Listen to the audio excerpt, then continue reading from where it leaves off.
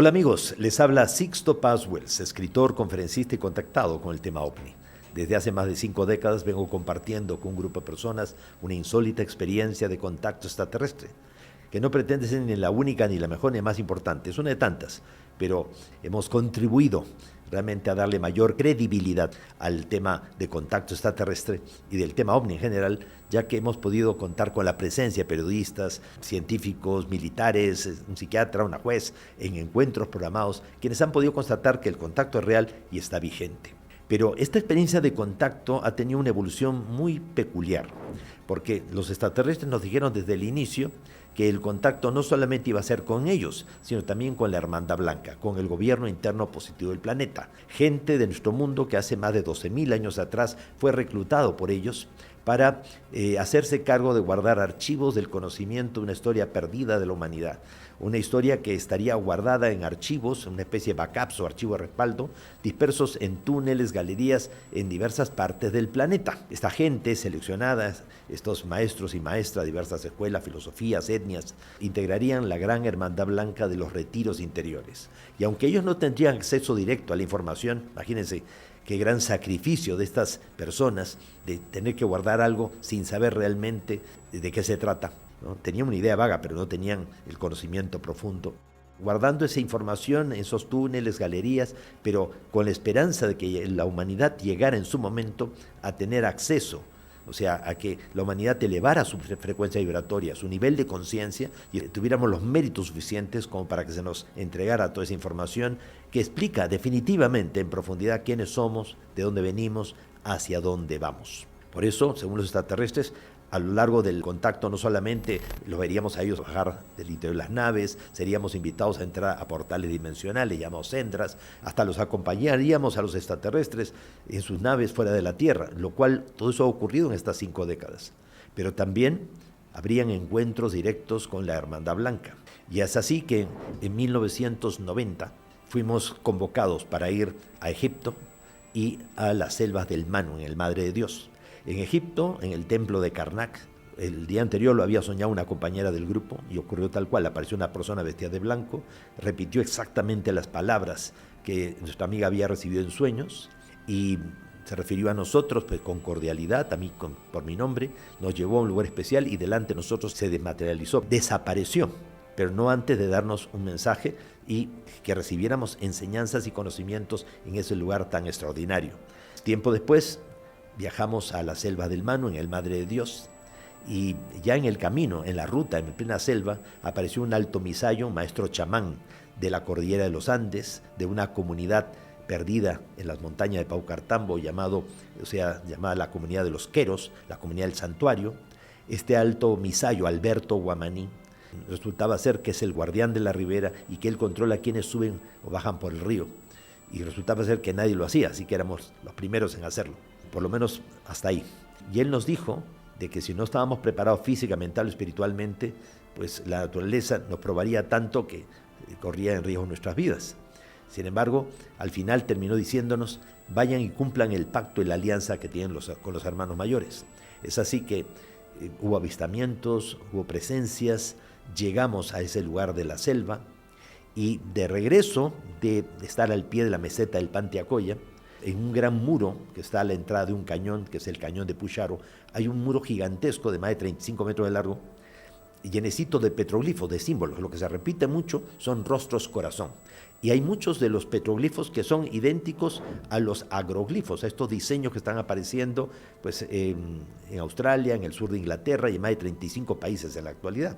El jefe de la tribu, un señor llamado Cachán en aquel entonces, cuando regresamos de haber estado al pie de la montaña y le contamos la experiencia, él nos dijo que a través de la piedra y los símbolos podíamos entrar también al Paititi, y él se colocó las yemas de los dedos, la frente en la piedra, y empezó a cantar, y cantó un mantra que los guías también nos habían enseñado o nos habían dicho que dijéramos, que era el Sin-Uru, Z-I-N-U-R-U, Sin-Uru, que significa como llave de puerta, para abrir y cerrar portales entre las dimensiones.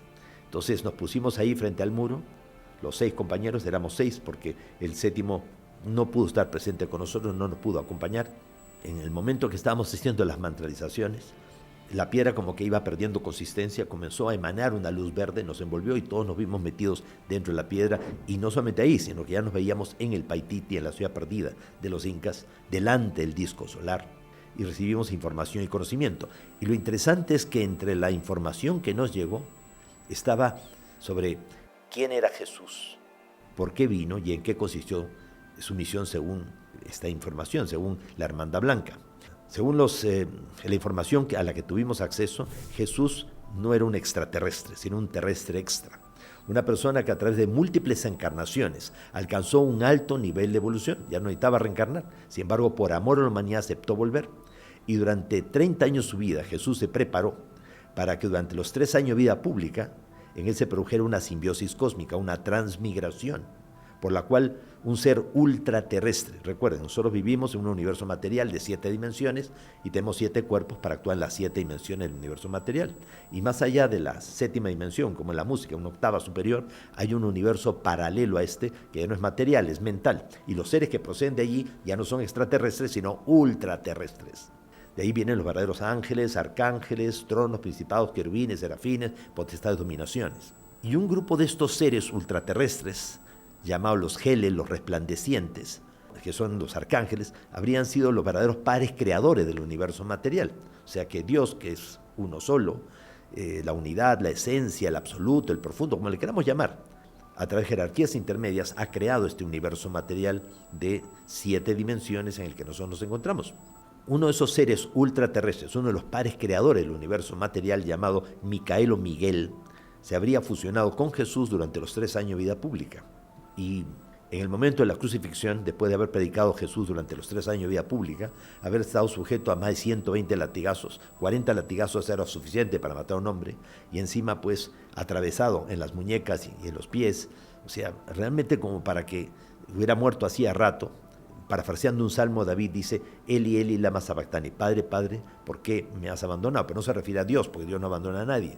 Se refiere a este Padre creador, Micael, que se separa de él y que es lo que habría permitido que, a pesar de todo, sobreviviera hasta ese momento. Y la respuesta que no aparece en los evangelios sería más que obvia, ¿no? Hijo, si yo no te abandono, tú no morirías. Y esto sería una charada, sería alargar el sufrimiento por gusto. Entonces Jesús, el Hijo del Hombre, el que va a morir en la cruz, porque el Hijo de Dios no puede morir, en este caso. Y Jesús va a alcanzar el más alto nivel de evolución que nadie ha alcanzado, o que pocos han alcanzado. Quizás alguien que lo alcanzó de forma similar fue el maestro Enoc, que fue exiliado fuera de la tierra hace como unos 20.000, 22.000 años atrás. Intercedió el perdón por los pleiadianos cuando estos cometieron la grave transgresión de tener relaciones sexuales con seres humanos en la tierra y facilitarnos más información de la que estaba prevista dentro del plan cósmico que nosotros accediéramos. Pero volviendo al Maestro Jesús, el Maestro Jesús habría tenido vidas anteriores. Él no fue Enoc en una vida anterior, porque Enoc se fusionó en él otro de los seres ultraterrestres llamado Metatrón. En Jesús más bien se fusiona o transmigra pues esta entidad llamada Micael. Y después se separa de él. Y Jesús alcanza el más alto nivel de evolución por su propio mérito. Dentro de lo que sería la evolución de Jesús, Jesús tuvo vidas anteriores, y su vida anterior habría sido, por ejemplo, Siddhartha Gautama Buda. O sea, él habría llegado a un estado de iluminación y todo, pues ahí en la India, aunque su origen era de Nepal, pero allí bajo un ficus en la zona de Sarnath, toma conciencia de que realmente todo es maya, todo es una ilusión, pero una ilusión necesaria para el crecimiento del espíritu. Según los extraterrestres, Jesús fue evolucionando a través de múltiples encarnaciones, ya no necesitaba reencarnar, y sin embargo aceptó volver para recordarle a la humanidad cuál es la gran expectativa que se espera de nosotros, que aprendamos a amar y enseñemos a amar también. Ahora, la humanidad en esta época, en este tiempo, va a tomar conciencia que hemos sido víctimas de una conjura cósmica en que fuerzas extraterrestres y ultraterrestres han experimentado con nosotros. Hemos sido como rata de laboratorio a nivel físico, psíquico y espiritual. Y podríamos actuar con resentimiento, con rencor. Sin embargo, en el libro del Apocalipsis dice que se espera que en estos tiempos finales o de los grandes cambios, la humanidad se alinee del lado de la fuerza de la luz en una última gran batalla, la batalla de Armagedón. Pero ¿qué pasaría si nosotros pues tomando conciencia de lo que fue Enoc, que intercedió el perdón por los pleiadianos, o el caso de José en el Antiguo Testamento, que el hijo de Jacob, que perdona a sus hermanos por lo que le hicieron, o el caso de Jesús, ¿no? Que dice, Padre, perdona, pues no saben lo que hacen. O sea que el camino, la verdad y la vida es el amor en el perdón. Entonces, si nosotros implementamos eso, podemos consolidar, podemos sellar, podemos darle el mejor resultado final al plan cósmico. Toda esa información nosotros ya habíamos recibido parte de ella a lo largo de los años del contacto, del 74 hasta el 90. Pero en ese momento como que todo se concatenó, todo se encadenó definitivamente y tuvimos una visión mucho más clara, completa de toda esta información. Resulta ser de que en el año 98 los guías extraterrestres, a través de mensajes psicográficos recibidos por la gente de los grupos de Chile y también recibidos por nosotros allá en Lima, se nos hablaba de la importancia de realizar un encuentro mundial de contacto en Chile. En este caso, en una localidad llamada Quintero, en la quinta región, cerca de Valparaíso. Los grupos de Chile, con una organización espectacular, pues crearon las condiciones para que llegáramos 120 personas de 15 países diferentes. Y todos fuimos y nos establecimos allí al lado de una laguna, en Quintero, pues rodeado de los Andes. Un lugar donde hay una falla geológica muy violenta y hay unas energías ahí pues muy intensas. Entonces fuimos a ese lugar y es curioso, ¿no? Ese común denominador, porque había una grieta, una falla geológica en el lugar y también la hay en Chilca. En Chilca, pues en el lado del mar, o sea, el mar está aquí, la playa está aquí y detrás de la playa está mucho más bajo que el nivel del mar y se producen unas salinas, unas lagunas con propiedades medicinales y es precisamente que el agua del mar está filtrando por debajo de toda la capa rocosa y está saliendo por ese lugar que está por debajo del nivel del mar. Aquí está la playa, aquí está detrás. Son lugares que mueven muchas energías y que al parecer son atractivos para las naves extraterrestres que estarían aprovechando ese tipo de energía. Nosotros fuimos llamados pues a colaborar con los hermanos de Chile en la organización de este evento, este encuentro mundial. Fuimos a Chile, va a ser un campamento de 6 días, imagínense, 6 días, 120 personas, y se aprovechó para hacer todo tipo de prácticas, meditaciones, hubo muchos avistamientos, tanto de día como de noche sobre el lugar, confirmando que se venían experiencias muy contundentes, muy intensas. Así que se estuvo trabajando muy fuerte, en pequeños grupos, todos juntos, y el quinto día de los 6 del campamento nos dirigimos hacia un cerro que estaba del otro lado del lago, donde continuamente veíamos cómo las naves se acercaban y lanzaban fogonazos de luz como si estuvieran bombardeando energéticamente ese sitio. Así que nos dirigimos hacia allí, porque dentro de los grupos de contacto hay una serie de iniciaciones, que como su nombre lo dice, iniciar una acción más comprometida. Cuando ellos consideran que las personas ya están preparadas para dar el siguiente paso, para consolidar todo lo que se ha alcanzado, pues comparten con ellos las iniciaciones del contacto, como son, por ejemplo, el nombre cósmico, que es como un mantra individual, una clave vibratoria personal. Después, los cristales cesio, que es que se materializan en las palmas de las manos, unos cristales piramidales de un material que realmente existe en la naturaleza, pero no es tan frecuente, que son los cristales de cesio, y que a la hora de incorporarlos, integrarlos en el cuerpo, forman como un octavo chakra, un octavo plexo, de los 7, o sea, hay 12, pero aparte de los 7, como un adicional a esos 7 primeros, y que te permite aprovechar y catalizar de la mejor manera toda esa energía de luz violeta, de la que ya hemos hablado en tantos programas, una energía que cada 26.000 años llega a nuestro sistema solar y llega con mucha fuerza y afecta el campo magnético terrestre, afecta el núcleo de la Tierra, nos afecta a nosotros. Entonces, con esos cristales como que aprovechamos toda esa energía para estimular nuestra percepción extrasensorial y que esa energía no nos perjudique, sino que sea totalmente beneficiosa. Los cristales de cesio, 2 cristales piramidales, que uno los puede ver, los siente, los percibe y los puede integrar y se percibe como que algo te ingresa en el cuerpo y después es como si tuvieras una semilla, un pedazo de pan atravesado o de pronto una semita clavada ahí adentro. Otra de las iniciaciones dentro del grupo de contacto pues son los sendras, los portales interdimensionales. Y hay diferentes tipos de sendra que permiten experiencias también muy diversas. Experiencias de sendra que son verdaderos traspasos interdimensionales donde tienes una teletransportación física. Hay los que de alguna manera crean las condiciones para una bilocación, o sea, crear un doble mental que es el que vive la experiencia. Estás aquí, pero simultáneamente estás allá. Otros que la energía misma hace que desdobles astralmente y tengas una experiencia astral consciente. O sea, hay diferentes tipos y hay sendras individuales, hay sendras colectivos y hay otras iniciaciones, como por ejemplo el tercer cristal, que se reciben en las manos, pues un cristal que al final terminas integrándolo pues en tu frente o te llega como un haz de luz por detrás o por delante y permite que realmente tomes conciencia de tu misión individual y colectiva. Por eso se le llama un cristal crístico, o sea, la cristificación es tomar conciencia de cuál fue el compromiso que asumimos para venir hasta aquí y qué es lo que se espera de nosotros, y lo hagamos, obviamente. Entonces hay varias iniciaciones entre los grupos de contacto y se aprovechó en esa ocasión para que con los grupos, todos los que no tenían todavía los cristales cesio ni su nombre cósmico, se colocaron en un círculo ahí en la colinita, y todos los que sí ya lo teníamos en un círculo exterior. Los que estaban en el círculo interior estaban de espaldas al círculo, con los brazos flexionados, palma de las manos hacia adelante, y todos los demás por detrás. Comenzó a oscurecer, comenzaron a aparecer las naves, esferas luminosas y todo proyectando hacia de luz. Parecía como una escarcha blanca, como una nievecita que se iba concentrando en las palmas de las manos. Se veía como los pechos de las personas resplandecían como pequeñas explosiones. Y lo más interesante es que vimos a personas muy altas vestidas de blanco moviéndose alrededor del círculo exterior y no era nadie del grupo. Pues todo eso creó las condiciones como para que al día siguiente, que era el último día del encuentro, pues se dieran las condiciones para la experiencia de los Sendra. Si bien todos los que no habían recibido o no habían tenido experiencia de los cristales los recibieron en esa ocasión, en la experiencia del Sendra sí los guías dijeron que solo 4 personas vivirían esa experiencia, ese traspaso dimensional.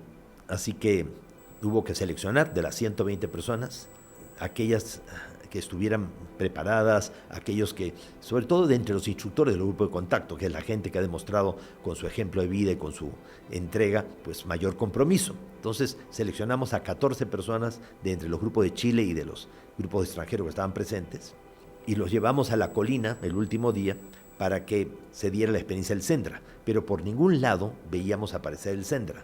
Entonces dispersamos a todo el grupo para que todos nos pusiéramos a meditar y esperar a que se dieran las condiciones, que la experiencia se manifestara y todos lo pudiéramos constatar.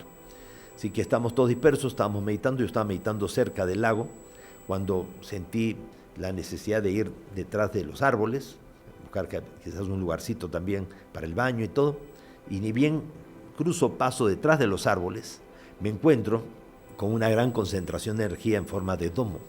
Entonces dije, ya se formó el Sendra.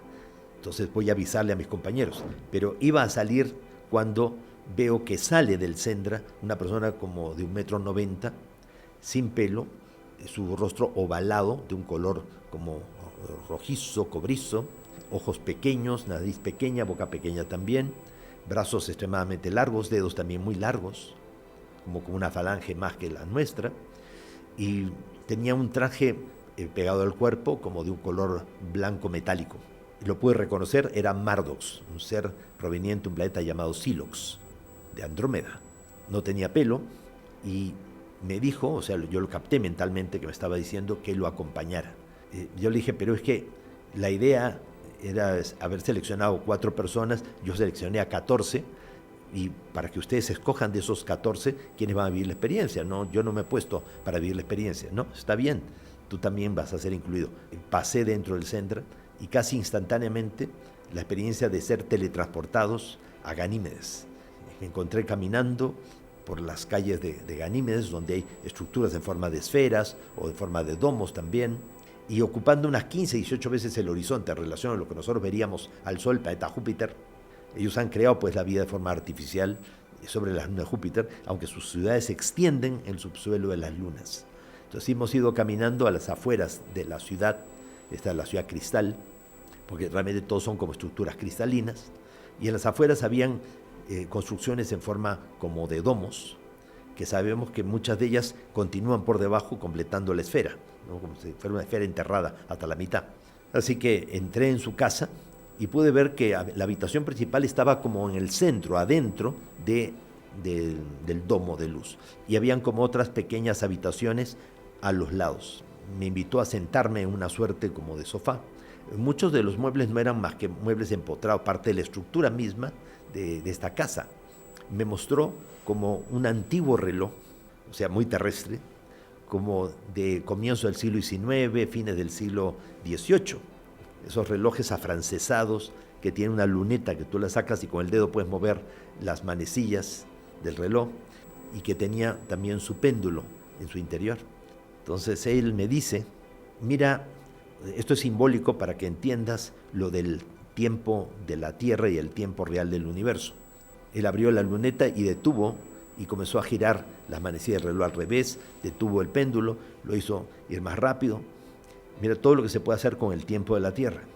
Y me mostró como una especie de pequeña escultura compuesta de unos conos, así como todos plateados, y me dice, esto representa el tiempo de nosotros. ¿Dónde está la diferencia? No, obviamente con el tiempo nuestro pues, se puede ir hacia adelante, hacia atrás, pero el otro se ve como una estructura sólida, fija. Pues esa es la diferencia.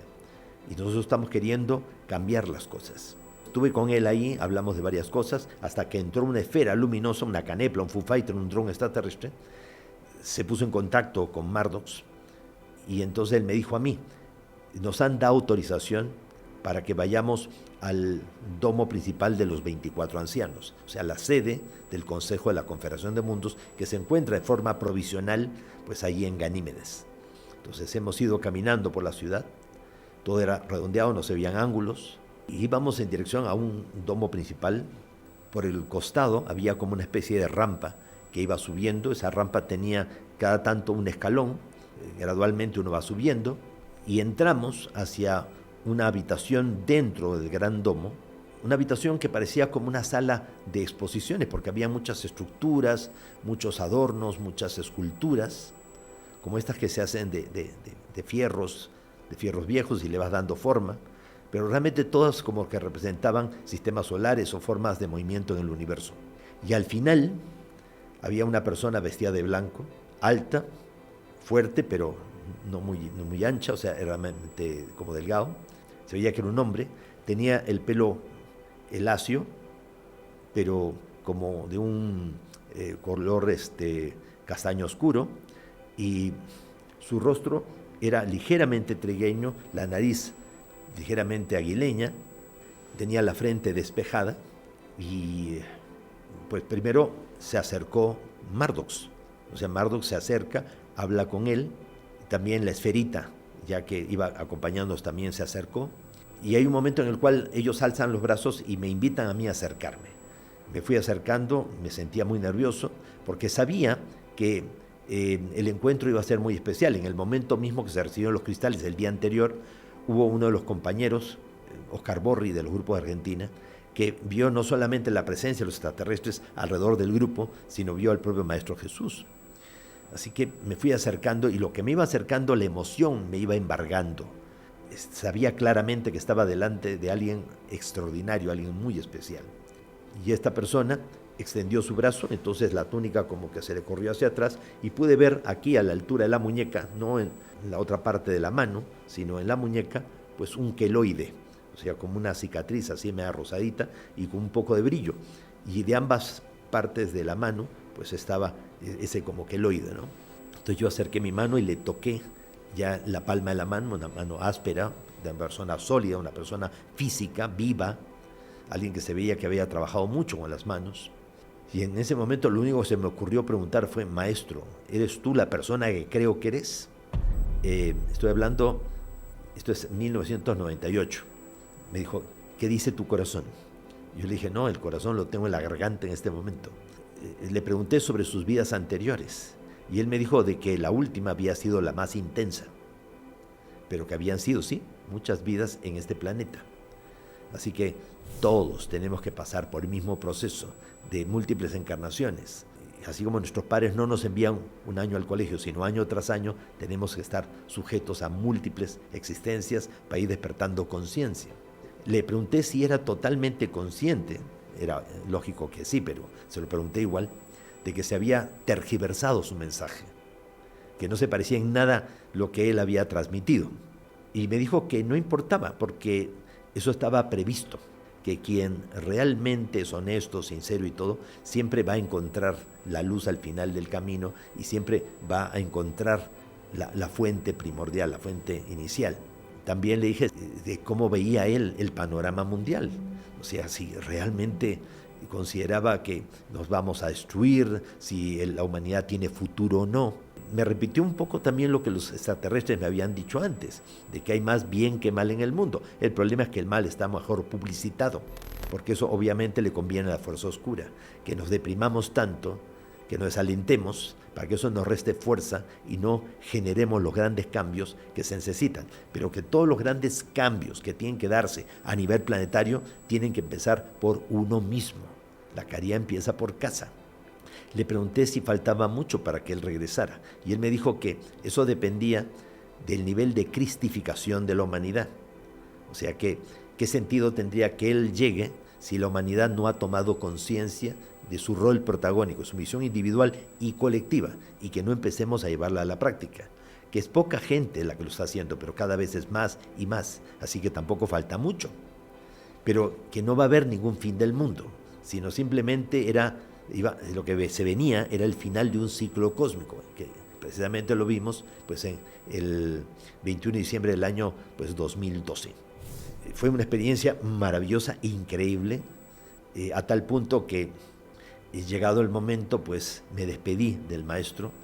También fui acompañado por Mardox de regreso. Salimos, bajamos del gran edificio, de este domo principal donde es la sede temporal de los 24 ancianos. Hemos ido caminando al lugar por donde se abrió el Sendra, y el Sendra todavía estaba abierto. Mardox me dijo de que otras personas junto conmigo habían tenido también, o estaban teniendo la misma experiencia. Yo regresé a través del portal dimensional, aparecí allí en Quintero, y me fui y me senté en una piedra y me puse a meditar, reflexionar lo que había sido. Había sido una inyección de optimismo, de ánimo para seguir adelante. En ese momento se me acerca Elvis Martínez de los grupos de Puerto Rico y una hermana de los grupos de Lima. Y en ese momento me dijeron: Sixto, hemos estado buscando el Sendra, pero no lo hemos encontrado. Yo le dije: miren, está detrás de esos árboles. Y entonces ellos ambos se fueron, cruzaron del otro lado de los árboles, y al cabo de un rato no muy largo regresaron. Y yo le veía al compañero de Puerto Rico que estaba como pálido. Entonces dije: ¿qué les pasó? No, es que sí vimos el domo luminoso, y era una energía entre violeta y azul que estaba así como un vórtice moviéndose ahí adentro. Elvis entró, ya, pero se sintió tan mareado todo por esta energía que salió. Y la hermana dijo: no, yo no me atreví, después de lo que vi que le pasó a Elvis, no me atreví a entrar. Entonces, cuando ya todos nos reunimos, pues otras dos personas, Gisela y Oscar Har, nos contaron a todos que ellos, pues era un matrimonio, entonces habían ido caminando por ahí, de pronto se subieron a una colinita y se encontraron, entonces se pusieron a meditar los dos juntos, atraídos siempre por esa empatía. Entonces estaban ahí meditando cuando de pronto la energía los envolvió, es como si el Sendra los hubiera perseguido, los hubiera envuelto, y vieron aparecer la canepla que les mostró realmente el camino, y vivieron una experiencia pues similar a la que me tocó vivir a mí. Pero al final habíamos sido 3 personas cuando el mensaje había dicho que 4 personas vivirían la experiencia del Sendra y el encuentro con el maestro en aquella salida. Al día siguiente terminó el encuentro, la gente se regresó a sus hogares, y Oscar y Gisela en su casa reciben una llamada de una amiga nuestra, Vicky, de los grupos de Tijuana. Entonces Vicky Romo pues les preguntó a Gisela y a Oscar cómo le fue. Muy bien y todo, y el hermano Sisto también tuvo su experiencia y nosotros también y todo. Pero al final como que nos habían dicho que íbamos a ser 4 personas los que viviríamos el contacto, y la experiencia solamente involucró a nosotros 3. Pues parece ser, dice Vicky, que yo soy la 4ª. ¿Cómo así? Pues ella estaba ahí en Tijuana, a miles de kilómetros de distancia, sabiendo que estábamos nosotros en salida ahí en Quintero, en Chile. Entonces ella se puso en su sala a meditar para apoyarnos a la distancia, y de pronto vio que toda la sala se envolvió en luz y vio aparecer al guía Mardox, que le invitó a que traspasara el Sendra, que ingresara, y tuvo la misma experiencia que nosotros. O sea, fuimos al final las 4 personas que los guías en comunicación habían dicho. Y eso es interesante porque generalmente cuando se reciben mensajes extraterrestres, siempre hay que tener en cuenta una serie de cosas. Primeramente, el primer requisito para toda experiencia de contacto es que quien reciba los mensajes sea un buen antena receptor. ¿Y quién es un buen antena receptor? Una persona sana, física, mental y espiritualmente. Si una persona no está sana mentalmente, es como una radio que tiene el dial malogrado, capta varias estaciones a la vez, mucho ruido, ninguna música. Si uno no está sano físicamente, también, o sea, toda la atención está dispersa por tu cuerpo, no puedes concentrarte y menos aún canalizar. Si tú no estás sano espiritualmente, estás vibrando bajo. Entonces, ¿con qué tipo de entidades vas a entrar en contacto? Tienes que esperar a estar en buenas condiciones físicas, mentales y espirituales para intentar la experiencia del contacto. Un buen antena tiene que ser necesariamente una persona disciplinada, porque la disciplina fortalece la voluntad y la voluntad reduce los márgenes de manipulación, de error. Un buen antena tiene que tener la humildad para aceptar la crítica de los demás y desarrollar la autocrítica más sincera. Siempre plantearse la posibilidad del error, del mentalismo, de afloramiento del subconsciente, de ideas preconcebidas. Un buen antena tiene que tener el discernimiento para saber escoger el mejor momento, el mejor lugar, las mejores condiciones de recepción. Si siento que quieren comunicarse conmigo, pues de pronto no lo voy a recibir en el trabajo, el mensaje, pues si no me pueden despedir, o no voy a recibir el mensaje en un autobús o en una discoteca. Buscaré un lugar aparente, el ambiente más adecuado para canalizar ese mensaje. Primer requisito, un buen antena receptor. Segundo requisito es que toda verdadera comunicación tiene que ser coherente y lógica. No puede ser que estos seres vengan de tan lejos para decir tonterías. Mensajes coherentes y lógicos. Todo verdadero mensaje tiene que ser positivo y ofrecer alternativas. Esos mensajes catastrofistas que dicen que el mundo se va a acabar, que nos va a caer un meteorito y todo, no son mensajes reales. Primero porque el futuro se puede modificar y además porque estos seres conocen mejor que nosotros las leyes y principios universales. Y si ellos saben que uno puede crear lo que cree y uno concreta lo que decreta, ¿cómo van a decir que va a haber una destrucción, que nos va a caer un meteorito? Ellos nunca dicen va a haber, dicen puede haber. Pero si uno puede crear lo que cree y uno concreta lo que decreta, podemos revertir, cambiar, modificar lo que podría llegar a darse. Entonces, todo verdadero mensaje tiene que ser coherente y lógico y tiene que ser positivo y ofrecer alternativas. O sea, mire, existe el peligro, un asteroide de choque contra la Tierra, pero si ustedes se unen o ahora meditan, lo pueden cambiar. Eso sí, los verdaderos mensajes son universalistas, de tal manera que léalos quien los lea. Cada uno puede entenderlos de acuerdo a su nivel de comprensión. No necesitas que nadie venga y lo interprete o te lo lea, ¿no?, para poderlo entender. Todo verdadero mensaje se complementa con mensajes anteriores. Nunca se contradice y no es la mera repetición de cosas que ya se saben. Todo verdadero mensaje es atemporal. Lo lees ahora, lo lees mañana, siempre te dice algo nuevo. No se agota una sola lectura. Los verdaderos mensajes se pueden corroborar. Y la mejor corroboración de un contacto extraterrestre es el avistamiento anunciado previa cita. Ellos te dicen tal día, tal hora, y ellos aparecen y te muestran pues, que el contacto es una realidad. Ahora, puede ser que tú tengas una confirmación con un avistamiento de que sí hubo contacto, pero no que el contenido de la comunicación sea verdadero. O sea, una cosa es demostrar que hubo contacto y otro que todo lo que está escrito ahí sea verdad. O sea, tenemos que buscar la corroboración física, pero también analizar ese mensaje para saber hasta qué punto el mensaje pues, es real o no lo es. A lo largo de todos estos años, he conocido a mucha gente que ha recibido mensajes extraordinarios, maravillosos, muy bien canalizados y todo, pero otros que no. Una vez recuerdo que fueron a una conferencia un grupo de personas y me invitaron a reunirme con ellos. Entonces me reuní con ellos y me dijeron, don Sixto, nosotros hemos recibido la verdad. Digo, ¿de verdad? Sí, hemos recibido la verdad. ¿Y de qué verdad se trata? No, que nosotros hemos canalizado estos mensajes con unas revelaciones extraordinarias y todo. Ok. ¿Y cómo saben ustedes que esa verdad es realmente la verdad? ¿Han pedido ustedes algún tipo de corroboración, algún tipo de avistamiento, de encuentro? No lo necesitamos. No lo necesitan o no quieren arriesgarse a verificar que no hay constatación, que eso no es comprobable porque no es real. Y ya no me vuelven a invitar para charlar con ellos, para reunirme con ellos. Esto obviamente porque en estas cosas la línea divisoria entre la iluminación y la locura es tan sutil que es como el filo de la navaja. Tú empiezas con mucho entusiasmo y todo, pero fácilmente puedes comenzar a desvariar, a desequilibrarte, a imaginarte cosas, a creer cosas. Por eso es tan importante buscar siempre elementos de corroboración y siempre hacer un análisis riguroso de todos los mensajes que se van recibiendo. Gracias a esos mensajes fue que se pudo hacer ese encuentro mundial en Chile, que 120 personas tuvieran experiencias con avistamientos, con iniciaciones, y que 4 personas de esas 120 en representación de todos, no porque fueran los mejores, nada por el estilo, sino porque alguien tenía que ser, se nos diera la oportunidad de tener ese encuentro y saber que a nivel también espiritual, mental, estamos siendo apoyados. Que allí donde ya nosotros no logremos cambiar el futuro planetario, entidades espirituales, materiales, mentales, van a intervenir para ayudarnos, pero no antes de que nosotros hagamos siempre nuestra parte. Pues qué fácil sería que alguien venga y te solucione todos los problemas.